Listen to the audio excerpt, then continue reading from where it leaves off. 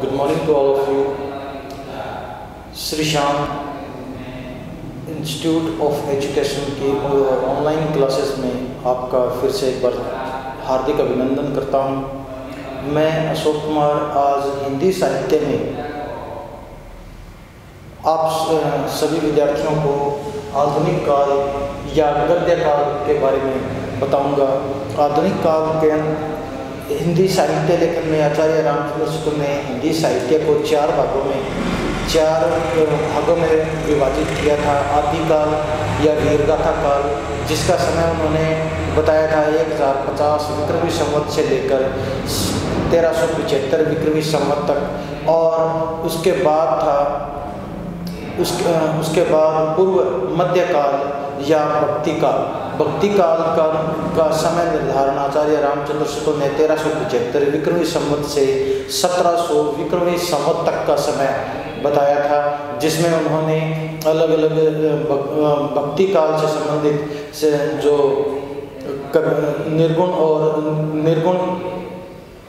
निर्गुण संत, सगुण संत और सूफी संतों के बारे में बताया और उनके अलग अलग रचनाओं के बारे में बताया। तथा इसके बाद हमने कल की पिछली कक्षाओं में पढ़ा था कि तीसरा जो युग था वो था, तीसरा चरण था, वह था रीतिकाल यानी उत्तर मध्यकाल में हमने रीतिकालीन कवियों के बारे में जाना, जिन्होंने विभिन्न राजाओं के राजाश्रय में रहकर अपने आश्रयदाताओं के युद्ध वर्णन या उनके आमोद प्रमोद, राज दरबार की शोभा और उनकी जीवनियों को अपने लक्षण काव्य ग्रंथों के रूप में वर्णन किया था।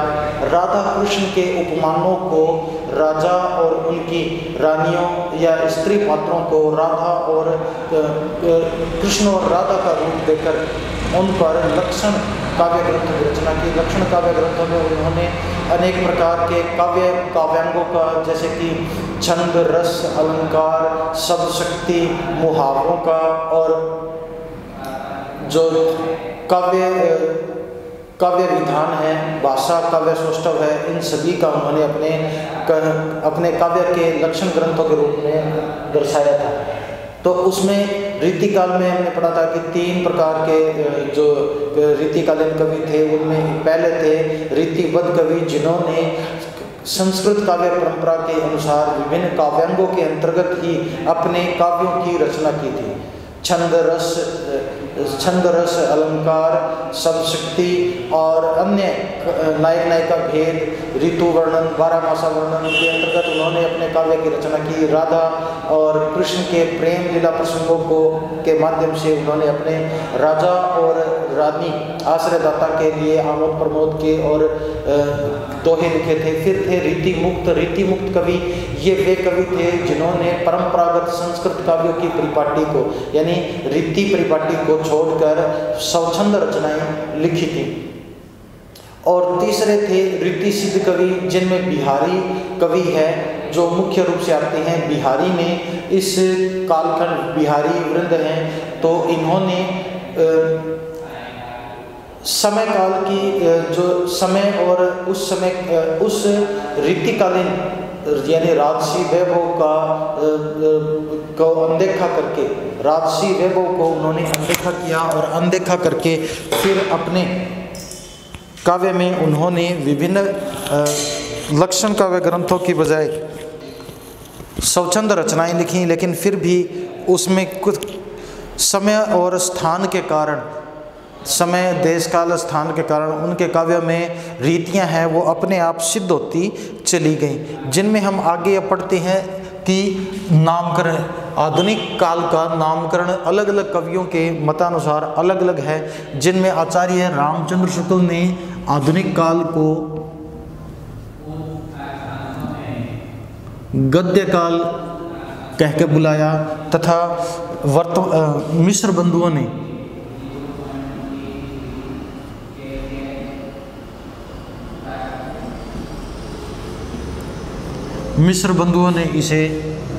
इस युग को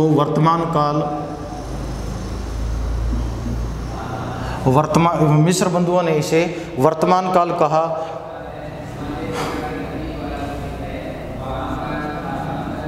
डॉक्टर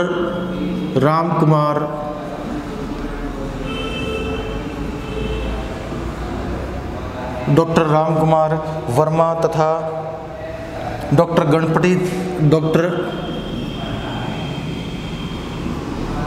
गणपति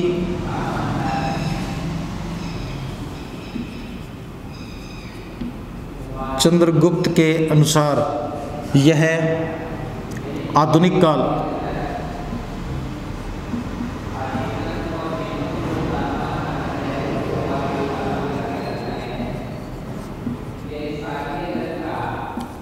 कालखंड कहलाया था। तो इन अनेक कवियों के द्वारा इसे आचार्य राम इन तीनों कालखंडों के अलग अलग कवियों ने आधुनिक काल को अलग अलग नामों से पुकारा। आगे आचार्य रामचंद्र शुक्ल के इस वर्गीकरण के बाद में आधुनिक काल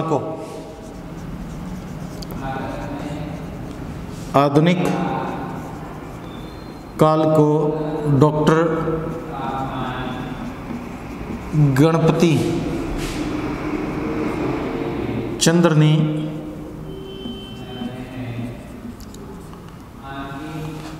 उप विभागों में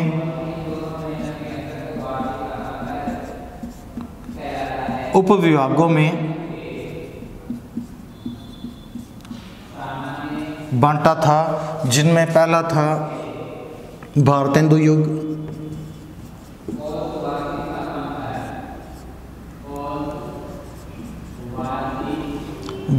युग, जिसका काल 1857 ईस्वी से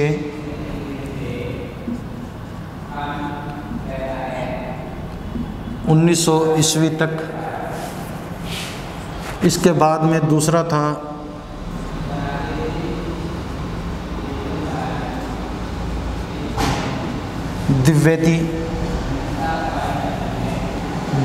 द्विवेदी युग।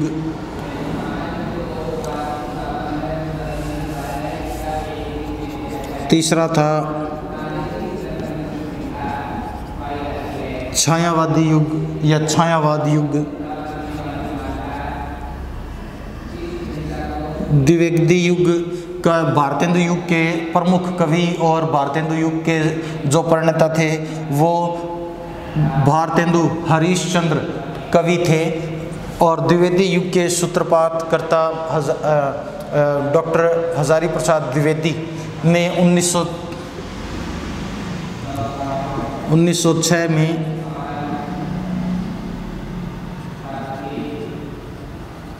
सरस्वती पत्रिका के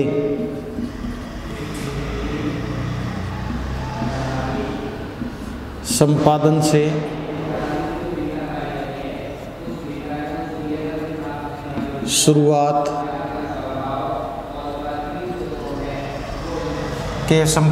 शुरुआत की। छायावादी युग के प्रणेता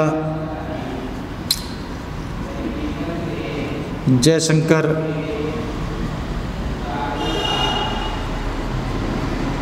प्रसाद जी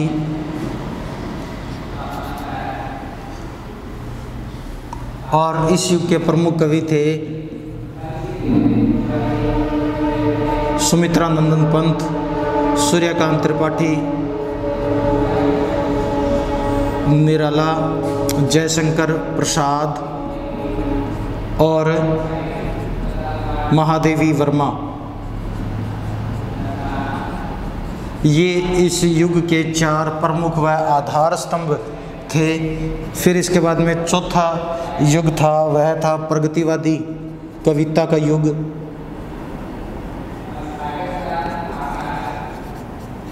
प्रगतिवादी कविता का युग था। फिर इसके बाद पांचवा था, वह था प्रयोगवादी।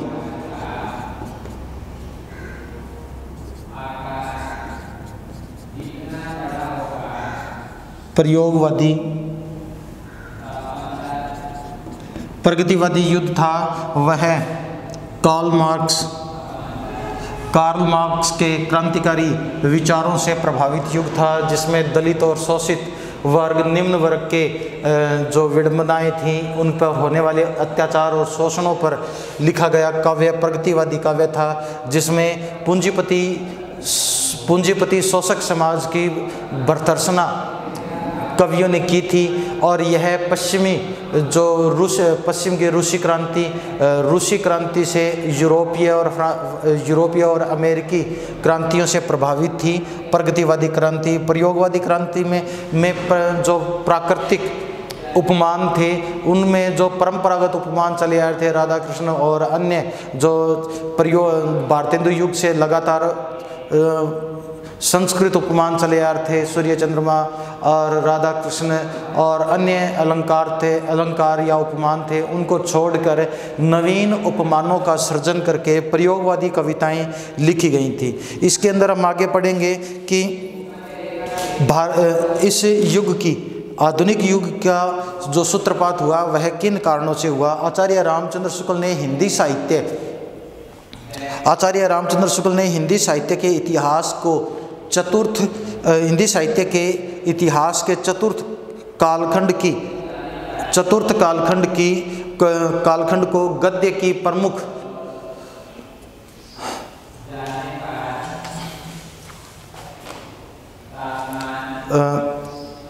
आगे हम गद्य काव्य की प्रमुख विधा के कारण आचार्य रामचंद्र शुक्ल ने इसे आधुनिक कालखंड या गद्य काल भी कहकर बुलाया था। और इसके बाद में आधुनिक काल की प्रमुख परिस्थितियां हैं। आधुनिक काल की प्रमुख परिस्थितियां कौन कौन सी थी जिनके कारण भारत में आधुनिक काल का सूत्रपात हुआ। आचार्य रामचंद्र शुक्ल के अनुसार उस समय जो ब्रिटिश भारत था, तो अंग्रेज़ों के लगातार भारत में पड़ते प्रभाव, ईस्ट इंडिया कंपनी के शासन के अंतर्गत भारतीयों पर होने वाले अत्याचार, हिंदू नरेशों, भारतीय हिंदू राजाओं तथा हिंदू व मुसलमान राजाओं के असंतोष के कारण भारतीय इतिहासकारों व लेखकों ने भारतीयों में क्रांति और राष्ट्रीयता की भावना को प्रकट करने का यह एक अच्छा माध्यम अपनाया।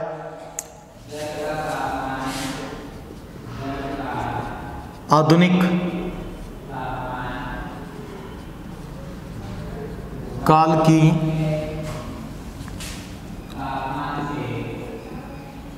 प्रमुख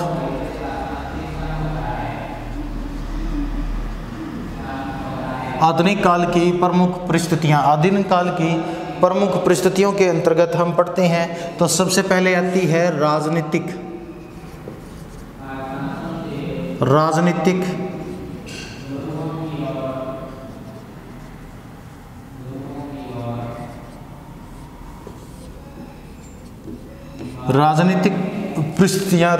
परिस्थितियों के अंतर्गत हम देखते हैं कि आधुनिक हिंदी साहित्य भारत के एक सर्वथा नए वर्ग की वाणी मुखरित करता था। तो जो नवीन शासन प्रणाली तथा नूतन अर्थव्यवस्था के परिणाम स्वरूप पीड़ित व शोषित वर्ग की आवाज़ को बुलंद करने का काम कर रहा था। निम्न मध्यम वर्ग की पूर्ववर्ती इतिहासकारों ने व साहित्यकारों ने सर्वथा उपेक्षा की तथा अपने काव्य में उनके संघर्ष को त्याग कर अपनी मनोभावनाओं को गद्य साहित्य में चित्रित किया। इसके साथ ही राजनीतिक परिस्थितियां हैं तो इस युग के साहित्य की राजनीतिक पृष्ठभूमि में ईस्ट इंडिया कंपनी के राज्य की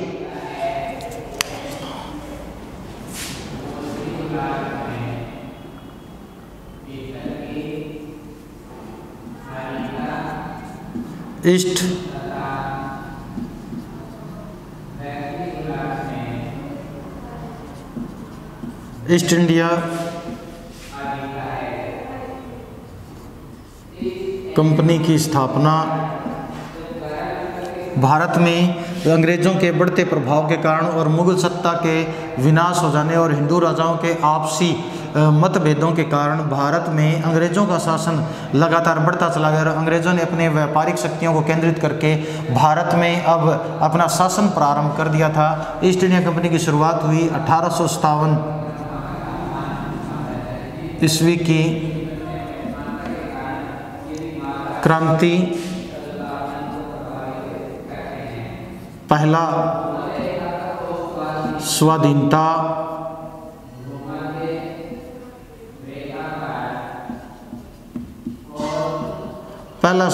संग्राम शुरू हुआ। इसके बाद में जो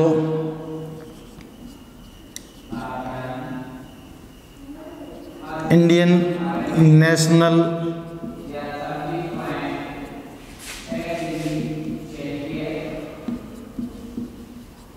कांग्रेस की स्थापना,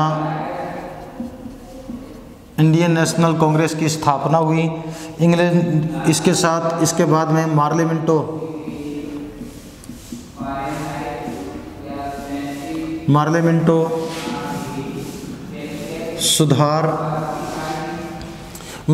सुधार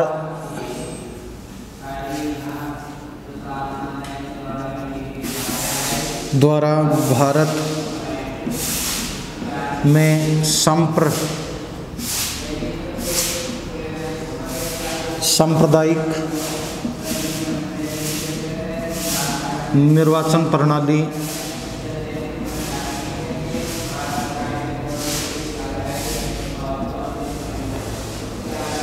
प्रणाली लागू करना, प्रथम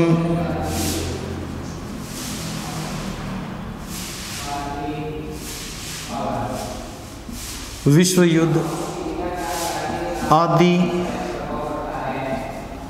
कारणों से भारत में आधुनिक साहित्य लेखन की शुरुआत हुई।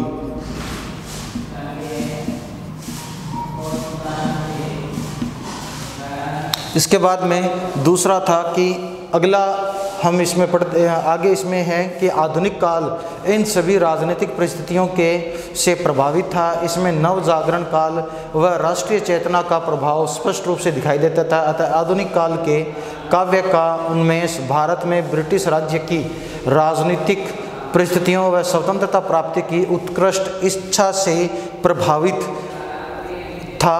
अगली दूसरी परिस्थितियाँ थीं, वे थीं धार्मिक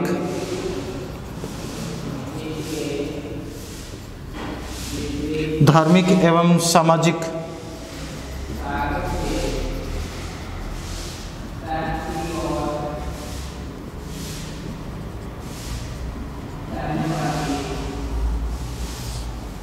धार्मिक एवं सामाजिक परिस्थितियों के अंतर्गत इस काल में राजनीतिक आंदोलन को चारित्रिक दृढ़ता और अगाध विश्वास की भावना की प्राप्ति तत्कालीन धार्मिक आंदोलनों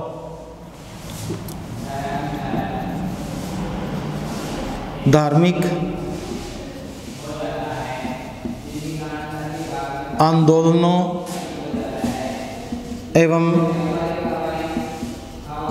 समाज सुधार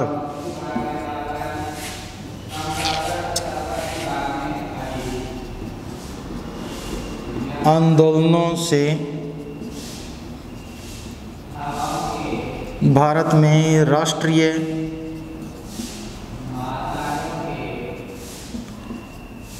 चेतना एवं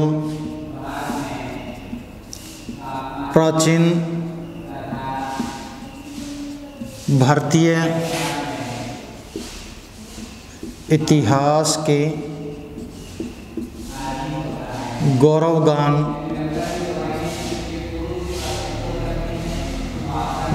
गौरवगान से हिंदुस्तानियों को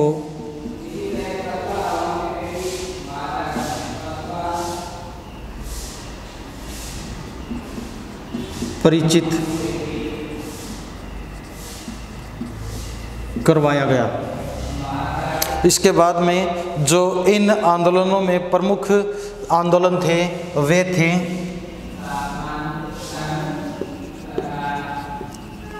प्रमुख आंदोलन इस धार्मिक व सामाजिक परिस्थितियों को सुधारने के अंतर्गत प्रमुख भारत में आंदोलन जो राजा राम मोहन राय द्वारा ब्रह्म समाज की स्थापना, राजा राम मोहन राय द्वारा स्थापित ब्रह्म समाज की स्थापना तथा इसके बाद में आर्य समाज स्वामी दयानंद सरस्वती द्वारा आर्य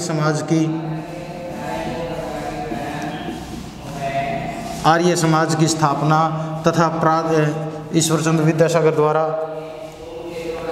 प्रार्थना समाज की स्थापना, स्वामी रामकृष्ण परमहंस मिशन जो विवेकानंद ने चलाया था। तो इन सभी आंदोलनों के कारण भारत में हिंदी के छायावादी काव्य पर गहरा प्रभाव दिखाई पड़ता है। इसी समय ईसाई मत के प्रचार के प्रभाव स्वरूप विधवा विवाह का समर्थन किया गया। अछूतोद्धार धार्मिक एवं सामाजिक परिस्थितियों के अंतर्गत अछूतोद्धार, विधवा पुनर्विवाह, सती प्रथा पर रोक, बाल विवाह पर रोक, समाज में शोषित तथा पीड़ित वर्ग तथा नारी के प्रति संवेदना की परिस्थिति का प्रचार समाज में किया गया। मानवतावाद तथा आध्यात्मिकता का प्रचार हुआ। स्वतंत्रता के बाद सबको विकास के लिए समान अवसर मिले, इन परिस्थितियों का जोर शोर से प्रचार प्रसार किया गया। अन्य परिस्थितियों के अंतर्गत आगे है आर्थिक परिस्थिति। तो इस समय भारत में आधुनिक काल के समय 19वीं शताब्दी के शुरुआत में भारत में 19वीं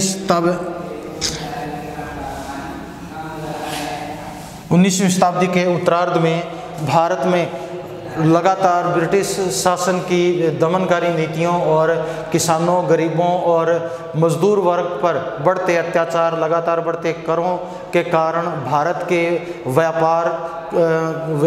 व्यापार और उद्योग धंधों के लगातार चौपट हो जाने के कारण आर्थिक परिस्थिति प्रमुख रूप से उत्तरदायी थी।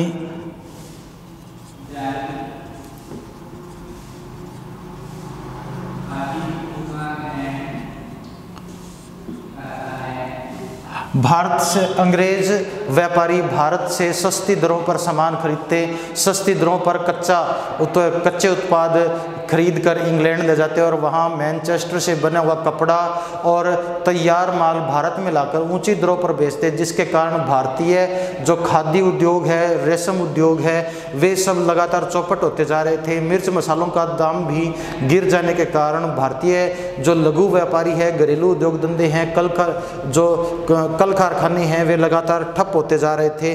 और इसी असंतोष के कारण भारतेंदु हरिश्चंद्र ने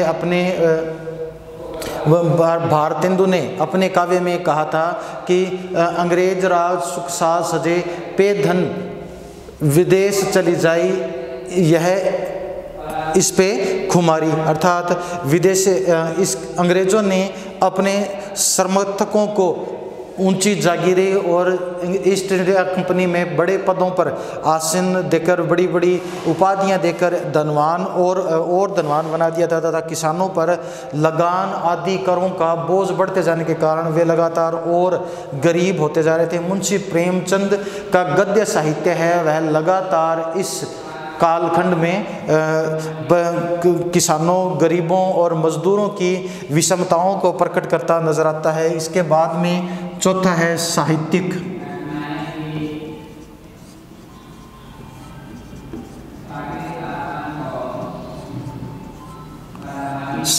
परिस्थिति के अंतर्गत आधुनिक काल का साहित्य विषय व शैली दोनों क्षेत्रों में पूर्ववर्ती साहित्य से भिन्न है। इस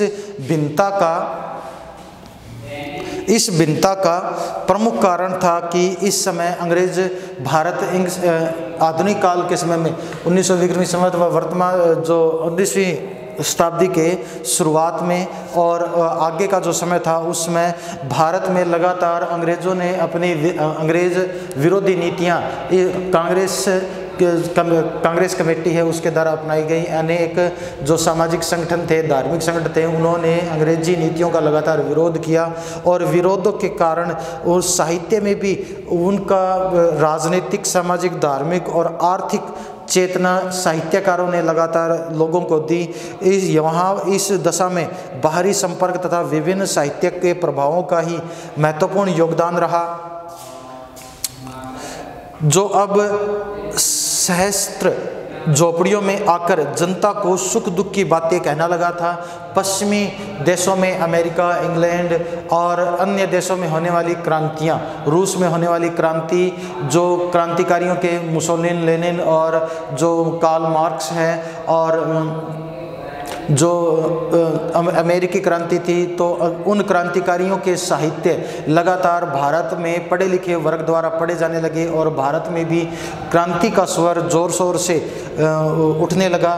भारत का पढ़ा लिखा वर्ग है वह मजदूरों, किसानों और व्यापारियों के, छोटे व्यापारियों की आर्थिक दशा को सुधारने के लिए लगातार अपने साहित्य में प्रयासरत रहने लगा।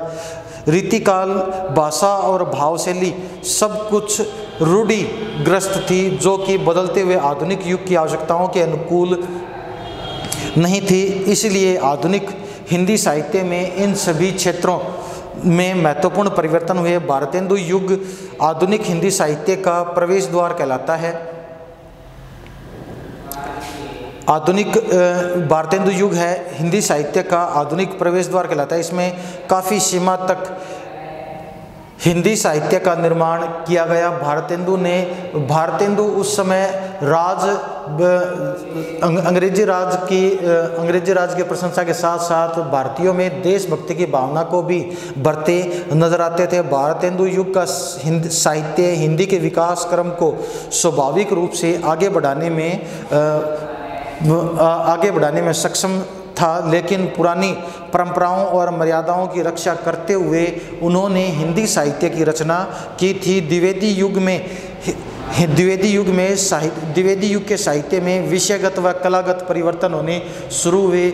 महावीर प्रसाद द्विवेदी जी ने हिंदी के जो तत्सम प्रधान शब्दावली थी उसमें भारतीय खड़ी बोली का प्रचार प्रसार शुरू किया। हिंदी जो कविताएं और गद्य साहित्य था उसमें अब खड़ी बोली का उपयोग होने लगा था। छायावादी युग में पूर्ववर्ती साहित्य परंपराओं के प्रति क्रियात्मक रूप में एक चिर विस्मरणीय महान आंदोलन समझा जाता था, जिसमें प्राचीन गौरव पर लगातार ध्यान करते हुए आगे के समय पर ध्यान दिया जाता था।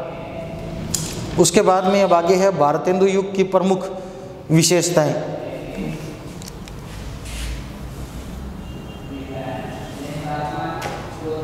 आगे हम भारतेंदु युग की प्रमुख विशेषताओं के बारे में